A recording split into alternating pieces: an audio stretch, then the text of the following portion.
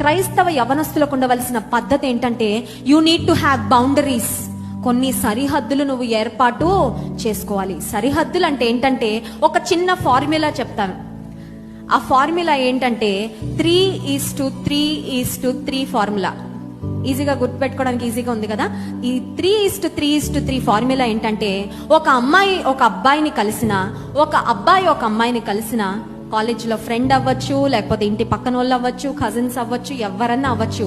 If you meet the person of the opposite sex, అమ్మాయి అబ్బాయిని, అబ్బాయి అమ్మాయిని, ఏదన్నా సంభాషణ వచ్చినప్పుడు ఫస్ట్ 3 ఏంటంటే 3 నిమిషాల కంటే ఎక్కువ మాట్లాడకూడదు. ఏంటి? 3 నిమిషాల కంటే ఎక్కువ మాట్లాడకూడదు. మనకేమో టైం తెలీదు, అప్పుడే 1 అవర్ అయిపోయిందా, అరే అప్పుడే చీకటి పడిపోయిందా, టైం తెలియలేదే.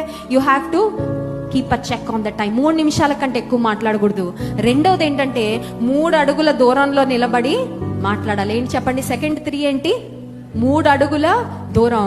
Third 3 very important. Third person ఉండాలి. మీరు ఒక అబ్బాయితో మాట్లాడుతుంటే మీ మమ్మీనో మీ డాడీనో పక్కన పెట్టుకోండి. పిచ్చి పిచ్చి మాటలేం మాట్లాడకుండా పని ఏమైనా ఉంటే చేసుకొని వెళ్ళిపోతారు. అర్థమవుతుందండి? 3:3:3. ఇది చాలా ఇంపార్టెంట్ గా ఫాలో అవ్వగలిగితే చాలా రకాల పాపాల నుండి, చాలా రకాల శోధనల నుండి మనల్ని మనం తప్పించుకోవడానికి అవకాశం ఉంటుంది.